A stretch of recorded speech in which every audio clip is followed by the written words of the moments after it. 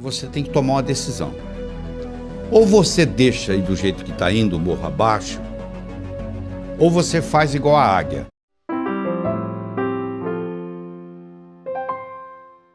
Uma águia nasce para viver 70 anos. 70 anos de vida. Só que quando chega aos 40, o bico dela está entortado, está velho, as garras já não são as mesmas, estão dificultando ela caçar, e a penugem dela já está fraca. Ela tem duas opções. Ou ela chuta o pau da barraca e deixa acontecer, e logo logo ela morre, ou ela resolve fazer um renascimento. Ela procura uma região onde tem uma pedra, onde tem água por perto, onde ela pode caçar roedores por ali, e ela decide ficar naquele lugar por 150 dias, 5 meses. E ela vai fazer o seguinte, ela vai pegar o bico e bater com o bico naquela pedra até o bico cair, e vai nascer um bico novo. Ela com o bico novo, ela vai arrancar as garras velhas e vai criar garras novas.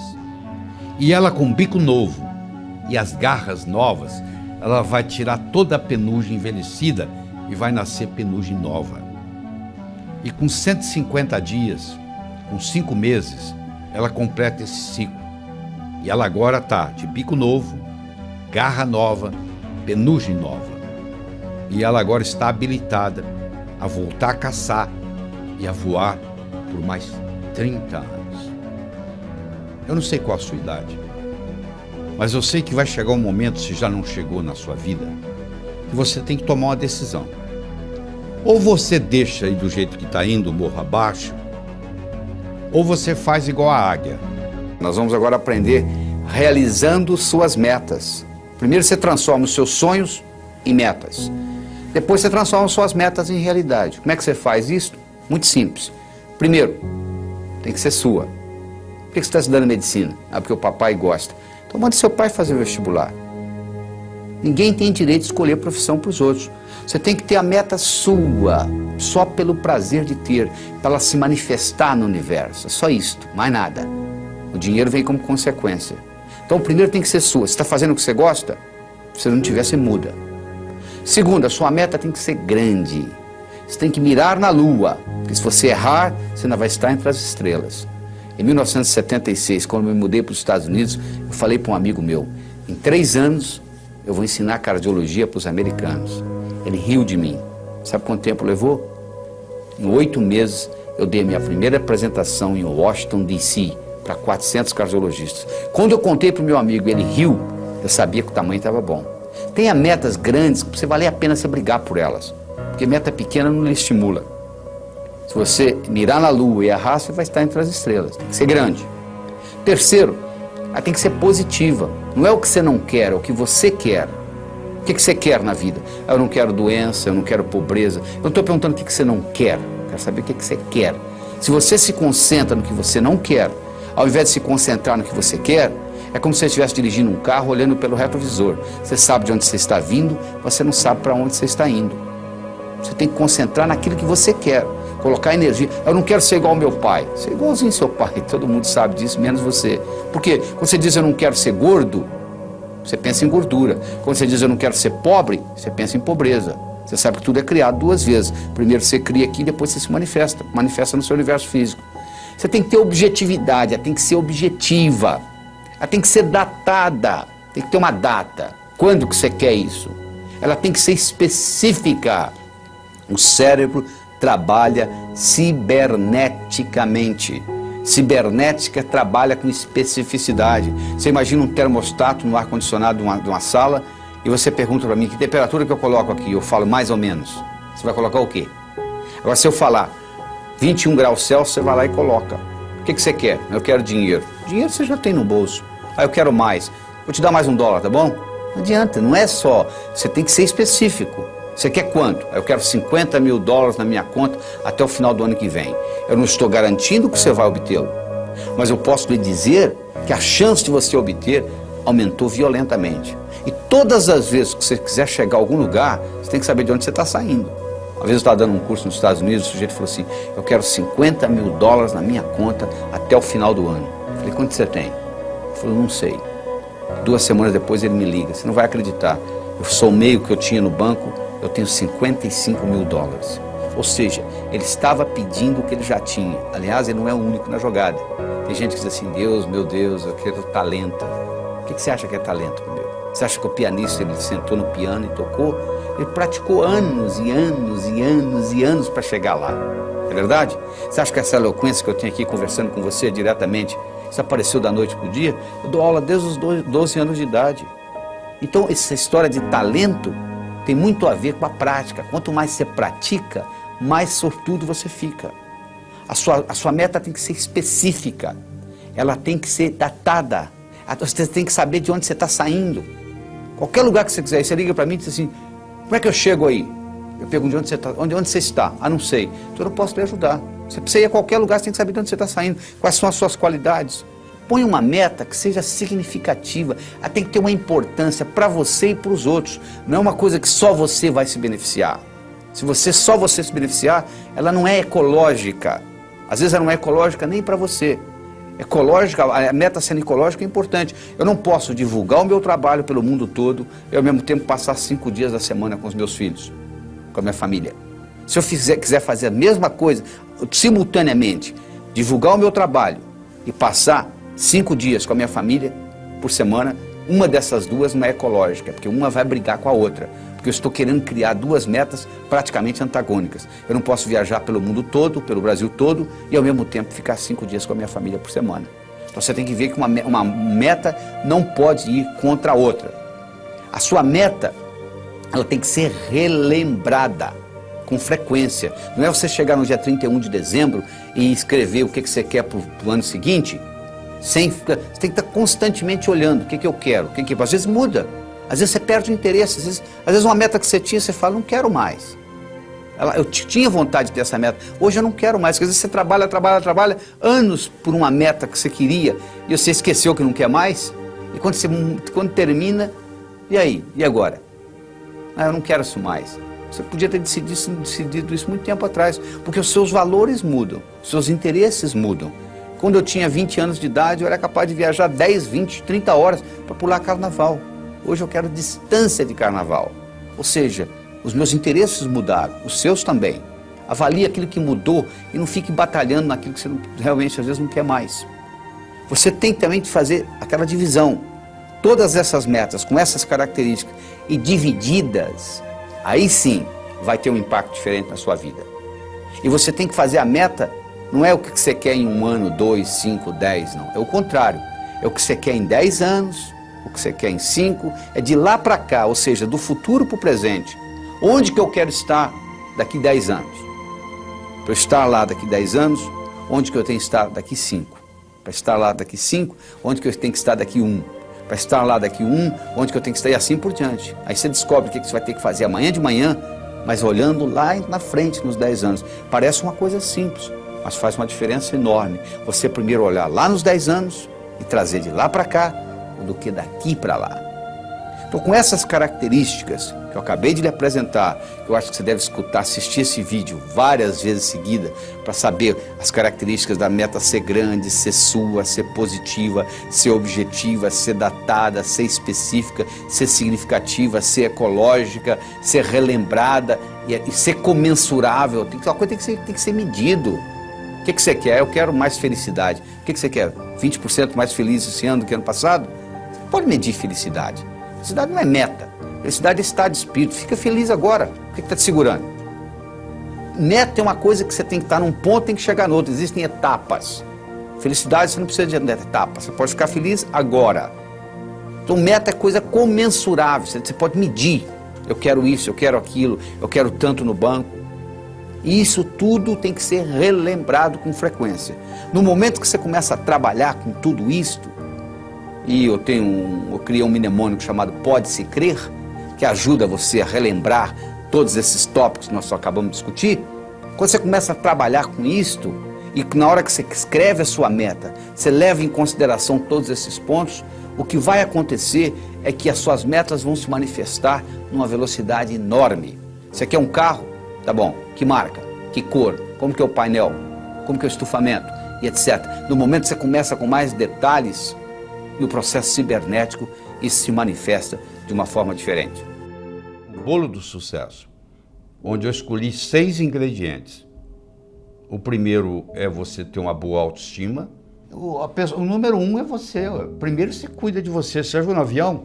Lá vem a aeromoça lá e fala assim, ó, se por um acaso cair a concentração de oxigênio na cabine, vai cair uma máscara. Se você está com a criança, você faz o seguinte, você primeiro põe em você, para depois cuidar da criança. Ou seja, let me be a better me for me, and I'll be a better me for you. Deixa eu ser uma pessoa melhor para mim, eu serei uma pessoa melhor para você. Você entendeu? O termômetro mede a temperatura da sala. Eu chego aqui, está 21 graus Celsius. É a temperatura da sala. Agora, isso é o termômetro. Agora, se eu colocar aqui um termostato e colocar 15 graus, mesmo que lá fora esteja 30, aqui dentro vai estar 15. Porque o termostato vai baixar a temperatura ou subir, de acordo com onde eu coloco a temperatura. A autoestima é um termostato para a vida. Quanto que eu mereço? Quanto é que você está ganhando? Se eu falar que você vai, mês que vem, multiplicar por 10 o seu faturamento, você vai acreditar? Não. Você fala, não é possível. Quem é que vai... Se ganho mês que vem eu vou ganhar 10? Eu sei, mas por que você está ganhando 1 e o seu amigo está ganhando 4? Fazendo a mesma coisa. Com o mesmo talento. Pode ser que ele tenha um marketing melhor do que o seu, pode. Mas pode ser também que ele tenha um termostato de autoestima melhor do que o seu. Então, o que você merece é o que você tem. O merecimento que você acha que você vale está expresso aí na sua conta bancária, no carro que você dirige, na casa que você mora, na família que você tem. Está aí, é só você olhar. Se você quiser mais, você tem que sentir merecedor de mais. E para sentir merecedor demais, escuta, você tem que subir a sua autoestima. A segunda é a sua capacidade de se comunicar, que é fundamental, principalmente no mundo de hoje, onde a comunicação é talvez o mais importante de tudo no sucesso. Eu posso ter 2 indivíduos que têm um QI de 145, quase gênio. Um está muito bem na vida e o outro está desempregado do quarto Jack. Você vai ver a diferença, um se comunica bem, e o outro não dá nem bom dia para o vizinho. Então, no momento que você melhora a sua capacidade de se comunicar, você passa a valer mais no mercado. Essa é a realidade. Terceiro, é a sua capacidade de estabelecer objetivos, criar estratégia. Em 1953, eles pegaram todos os formandos da Universidade de Harvard e perguntaram para eles assim, o que você vai fazer nos próximos 6 meses, próximo ano, próximos 5 anos, próximos 10 anos, próximos 15 anos, próximos 20 anos. A grande maioria, como acontece aqui no Brasil, não tinha nada por escrito. Não tinha nada, não tinha nenhum... Ah, não sei, eu vou ver o que vai acontecer. Eu vou deixar a vida me levar, né? Mas 3% daqueles estudantes, eles tinham por escrito o que eles iam fazer com 6 meses, com 1 ano, com 5, com 10, com 15, com 20 anos de formado. Em 1973, eles pegaram aqueles que ainda estavam vivos e fizeram uma avaliação. Então, aquele grupo que tinha por escrito era 3%. Valia mais do que os 97% junto em todos os aspectos. Então, eles viram se a inteligência era diferente? Não. O background familiar era diferente? Não. Tudo era igual. As notas que tirava na escola, a única diferença que fazia diferença é que eles tinham por escrito. Então, os nossos, por isso que a empresa multinacional, ela pega os objetivos do ano que vem e coloca até setembro por escrito. Tem que estar ali no papel. Aqui tem que ser recordado com frequência. Você tem que colocar ali e você tem que datar. Como é que você transforma um sonho em uma meta? Você coloca uma data. Tudo aquilo que você colocou na categoria de algum dia não vai acontecer. O cérebro fala, tá bom, o dia que algum dia chegar, você vai no calendário, onde é que está algum dia? Não está lá. Não tem no calendário, não existe. Então eu tenho que ter metas a curto, a médio, a longo prazo. Tem que ter os 3 tipos de metas. Eu tenho que ter elas por escrito. E eu tenho que descobrir qual é a finalidade de vida que está por trás dessas metas. Porque a finalidade de vida, ela te valoriza a sua meta. Vou dar um exemplo. Você imagina uma bolinha que eu jogo para você, você joga para mim, eu jogo para você, você joga para mim, eu jogo para você, você joga para mim. Começou a ficar cansativo, né? Mas se eu chamasse de tênis, mudou, né? Milhões de dólares por trás.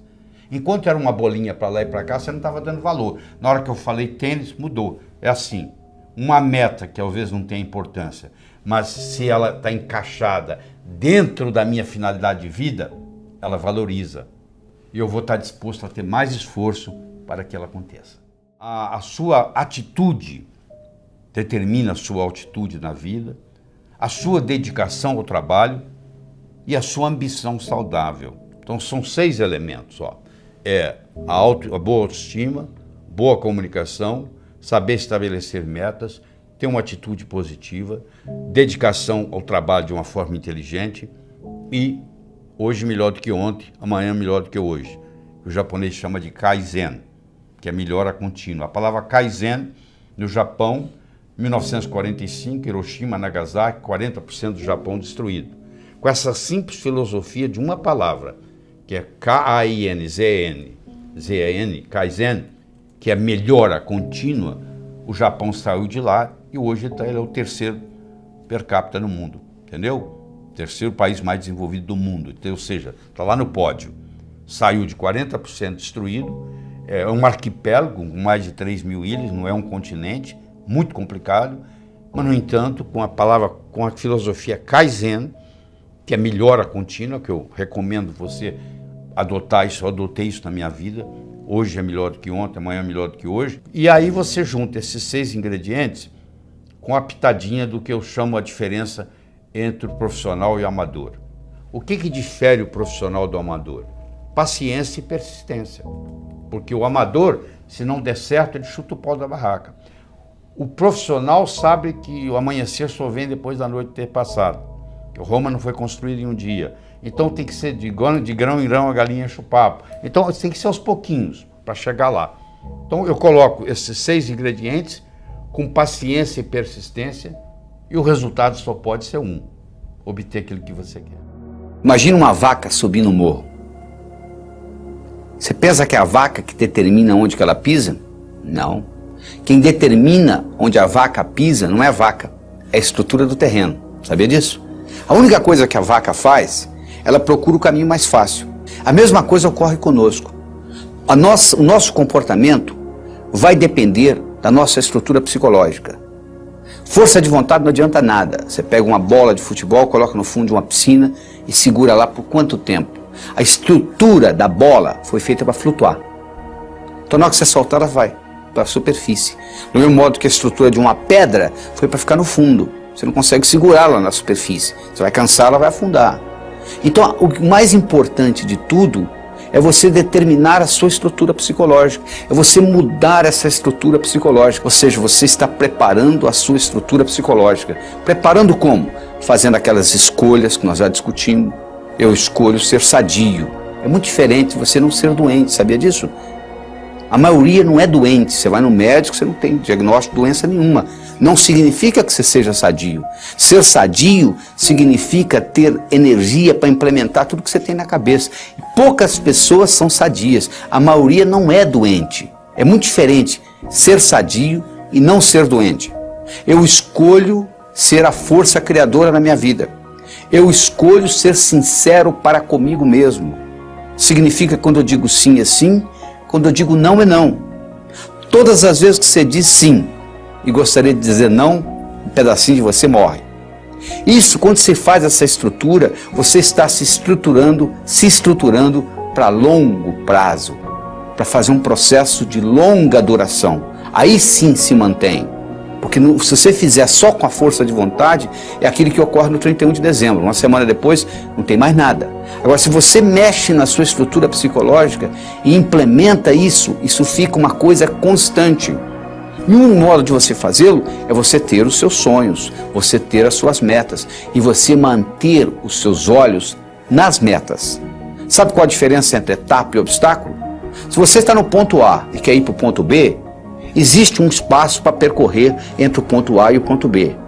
Então, se você tirar os olhos da sua meta, o que você encontra entre o ponto A e o ponto B, você vai chamar de obstáculo. Se você mantiver os olhos na sua meta, o que você encontra entre ponto A e ponto B, você vai chamar de etapa. A diferença entre etapa e obstáculo é onde você está com os olhos.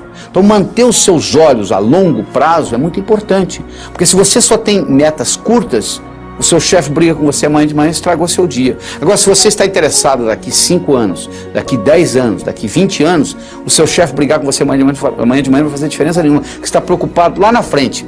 É muito importante você ter essa visão a longo prazo e manter o seu olho na meta, que com isso o que era obstáculo vira etapa.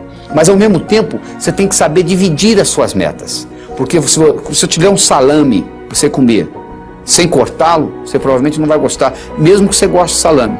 Mas se você for cortando fatia por fatia, e conversando e tomando uma cerveja, um refrigerante, você acaba comendo metade do salame sem sentir, não é verdade? O mesmo ocorre. Tem gente que diz assim, poxa, eu vou escrever um livro, é demais. Escreva um capítulo. Ah, demais.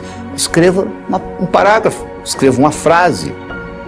Aí uma frase, outra frase, vamos fazer o parágrafo, vai fazer a página, vai fazer o capítulo, vai fazer o livro. Procure dividir as suas metas. Você quer ser milionário em 5 anos? Onde é que você vai estar daqui a 4?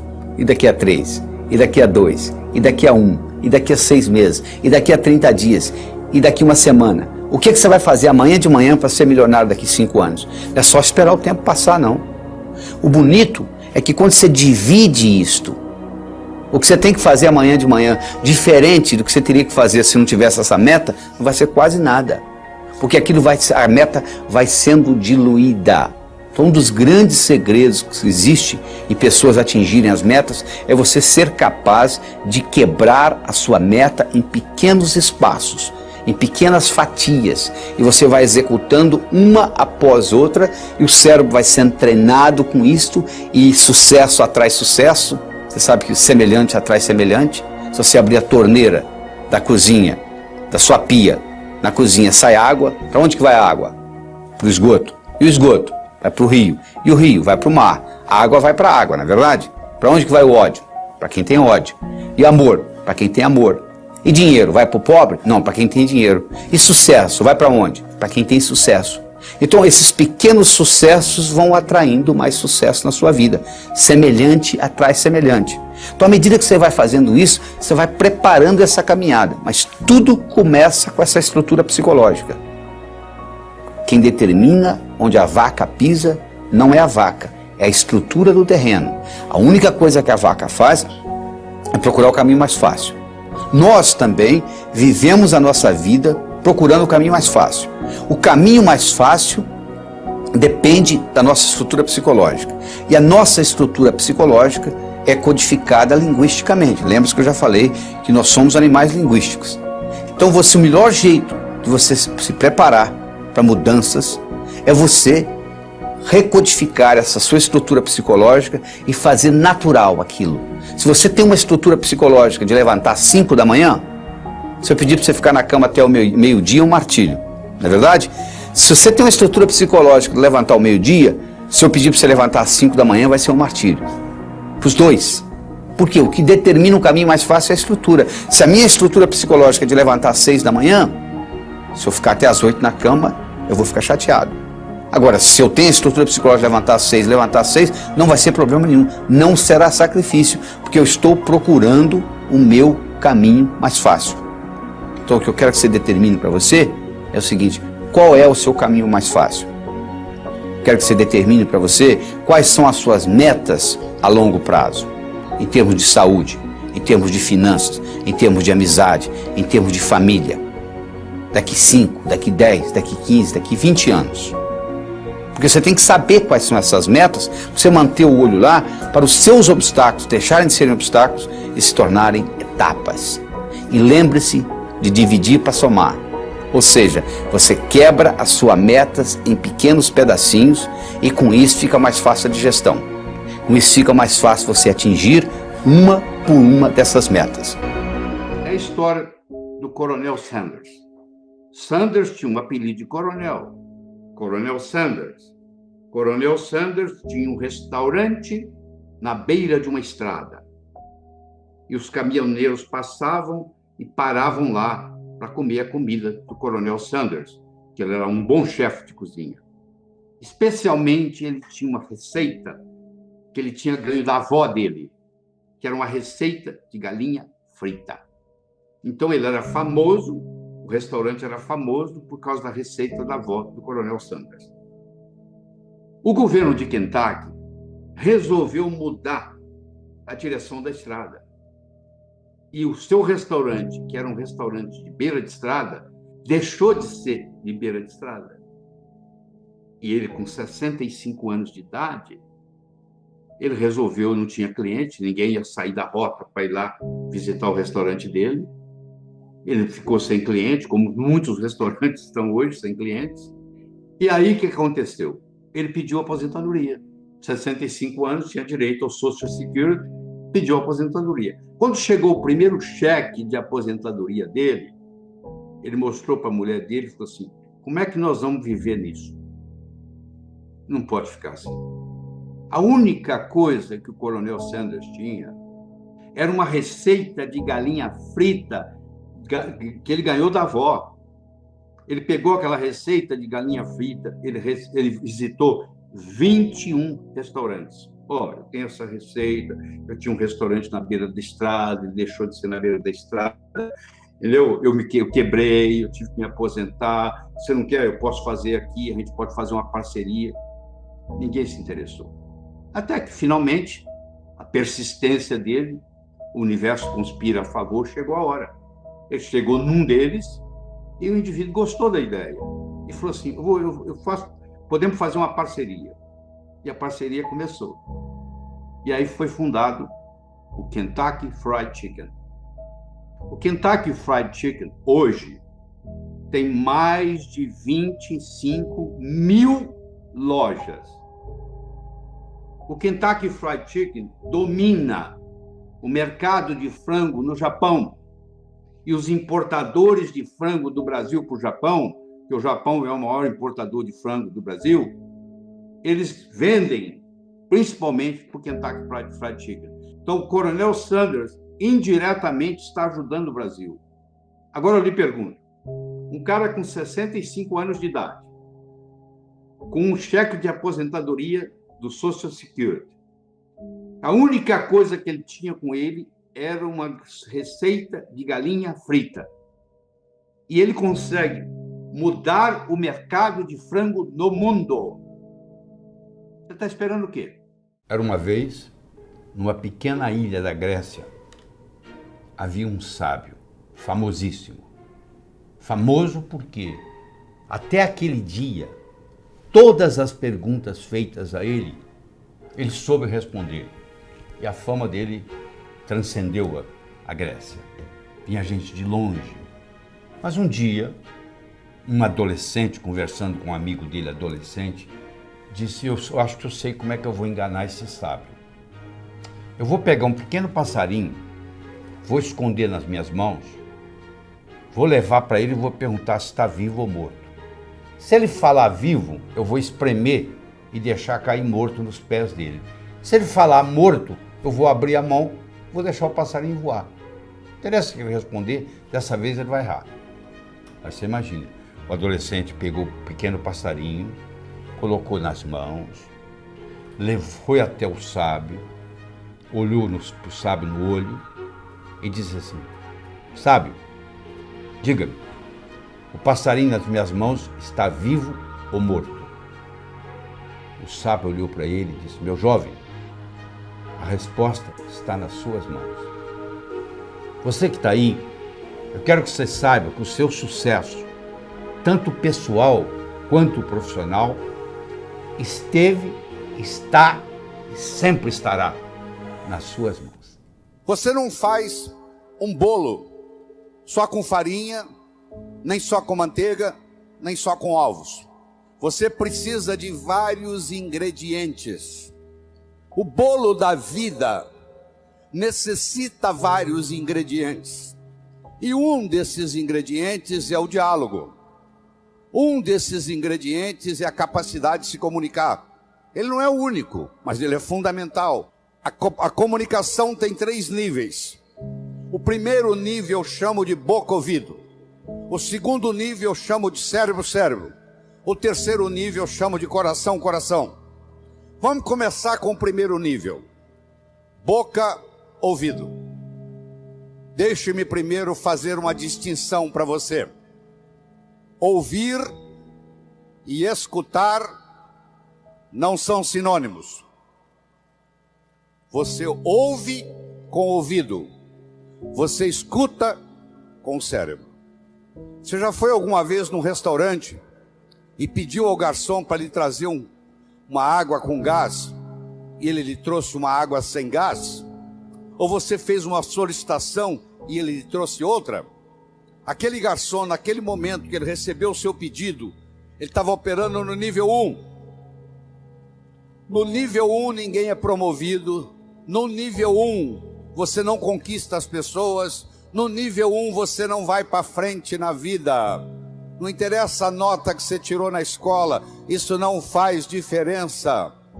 Porque a escola lhe passa informação. A vida lhe exige competência de ação. O que cai na prova não cai na vida. Se você observar na sua cidade, você vai encontrar indivíduos que eram CDFs, que eram estudantes brilhantes, e hoje são pessoas que estão perdidas na vida. E você vai encontrar também pessoas que eram estudantes medíocres, e hoje são excelentes empresários, estão contribuindo para o bem-estar da comunidade. Por que isso? Porque esses segundos, eles sabem dialogar com o mundo, eles sabem dialogar com a sociedade, eles aprenderam, talvez até intuitivamente, o poder da comunicação. Então, se você me permite, eu vou começar a trabalhar nesse modelo do nível 1, boca-ouvido, nível 2, cérebro-cérebro, nível 3, coração-coração. Quando você está operando no diálogo no nível 1, não acontece nada. É o pai que está dando um sermão para o filho.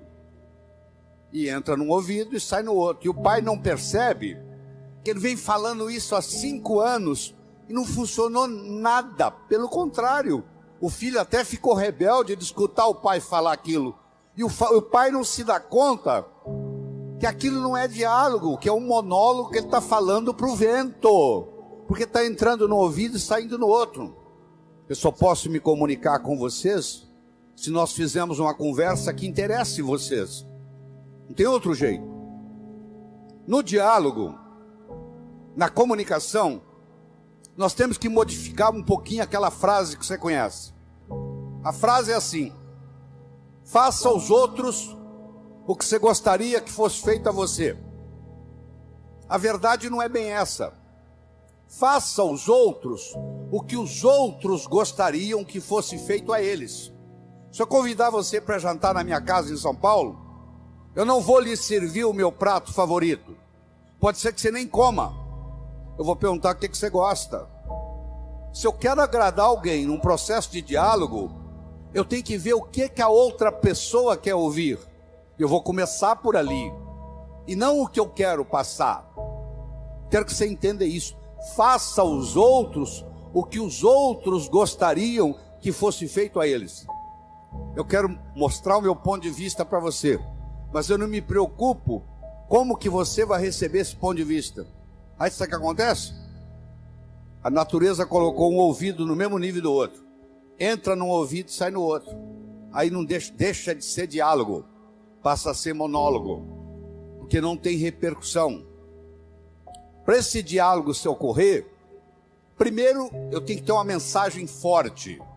Você só vai continuar me escutando se você estiver gostando da mensagem. Eu tenho que ter algo para poder passar para você. Essa é a mensagem. Segundo, nós temos que conversar de uma forma metafórica. Quando eu lhe conto uma história, você não pode dizer que você não concorda com ela. Eu estou lhe contando uma história.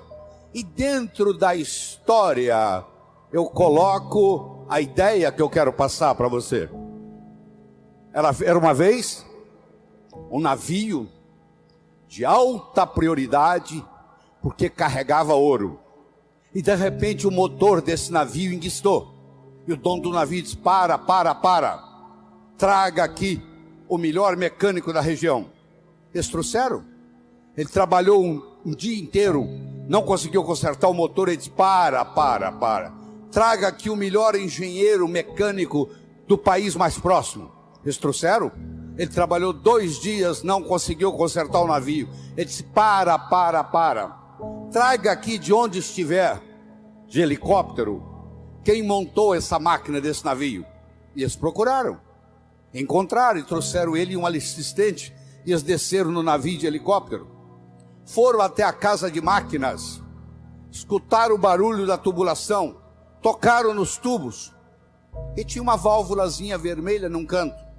E ele perguntou para o assistente dele: você tem um martelo? Tem, me empresta. Ele foi lá e pim, ligue. Eles ligaram, tudo funcionou às mil maravilhas. Os 3 indivíduos que trabalharam, o primeiro que trabalhou um dia, o segundo que trabalhou 2 dias, e esse que deu a martelada na válvula, mandaram as suas respectivas contas. Quem trabalhou um dia mandou uma conta de $100. Quem trabalhou 2 dias mandou uma conta de $400, $200 por dia, porque ele havia trabalhado 2 dias e ele era mais sofisticado do que o outro. E quem deu a martelada mandou uma conta de $10.000.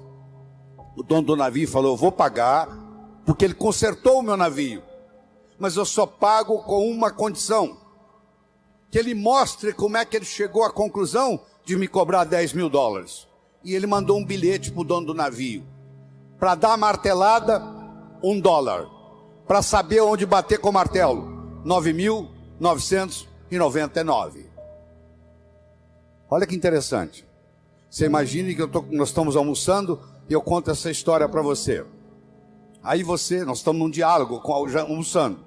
Aí você vai para o seu escritório comigo e você está pensando em me contratar para ser seu consultor na sua empresa.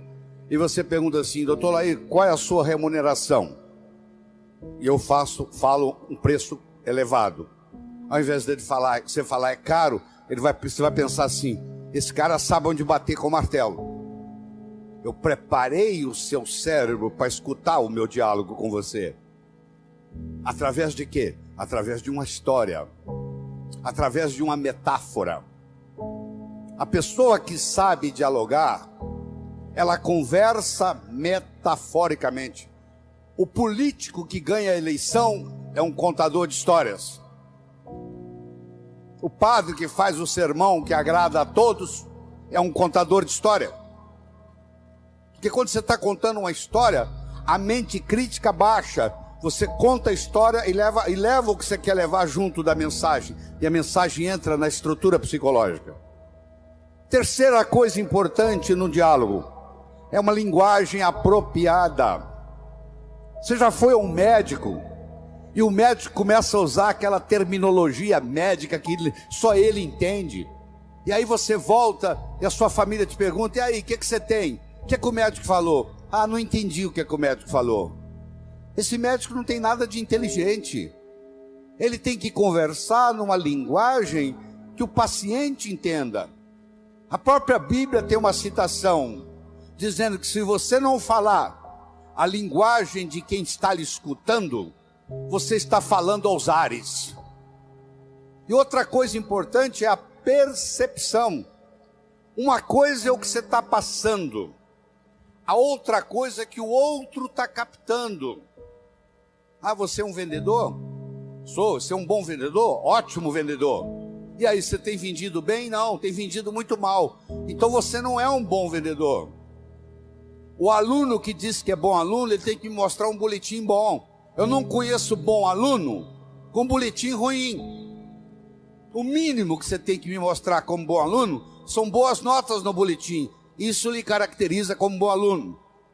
Se você é vendedor e você não está vendendo o que você gostaria de vender, você vai me desculpar, a tecnologia, A abordagem que você está usando de vendas está sendo inadequada. Talvez a sua linguagem não está sendo apropriada, talvez a sua mensagem não está sendo forte o bastante, talvez você não esteja fazendo uso dos recursos da metáfora, das histórias. Semana passada teve um cliente aqui e eu falei para ele o seguinte: aí você pode falar o que você quiser. Você está falando, você está contando para esse cliente que está na sua frente o que você fez com o cliente da semana passada, o que você falou para ele. Mas na realidade você está falando para esse escutar, mas você usou o artifício metafórico de que você está falando para o outro. E quando você trabalha esse fenômeno do diálogo desse jeito, quando você termina, a pessoa se sente convidada a participar das suas ideias. Ela se sente... O filho, quando um pai sabe ter um diálogo com ele, quando termina o diálogo, o filho se sente convidado a experimentar o que o pai está falando para ver se dá certo. É um convite que ele recebe. Era uma vez um escritor que vivia à beira-mar. Ele tinha por costume caminhar na praia e à tarde e à noite ele escrevia. Uma manhã ele estava caminhando na praia e de longe ele avistou um jovem que dançava na areia. Aquilo despertou a curiosidade dele, ele se aproximou. Quando ele se aproximou, ele viu que o jovem não estava dançando. O jovem estava jogando coisas no oceano. Ele perguntou para o jovem: jovem, o que você está fazendo? O jovem respondeu: o sol está quente, a maré está baixa, essas estrelas do mar estão morrendo desidratadas aqui, eu estou jogando-as de volta ao oceano. Aí o escritor olhou para o jovem e disse: jovem, será que você não entende? Existem centenas e centenas e centenas de quilômetros de praia, centenas de milhares de estrelas do mar na areia. Você jogar uma ou outra de volta no oceano, no total não vai fazer diferença nenhuma. O jovem pegou uma estrela do mar, jogou no oceano, olhou para o escritor e disse: para essa eu fiz diferença. O escritor foi para casa. Naquela tarde ele não conseguiu escrever. Naquela noite ele não conseguiu dormir. Na manhã seguinte ele levantou-se, juntou o jovem e os dois juntos começaram a jogar estrelas do mar de volta ao oceano. Eu estou conversando com vocês quase 30 minutos. Eu não sei qual impacto essa conversa vai ter. Se vai entrar no ouvido, se vai sair no outro, se você achar que eu estou errado, etc. Mas eu vou dizer uma coisa: se fez diferença para um de vocês, já valeu a pena.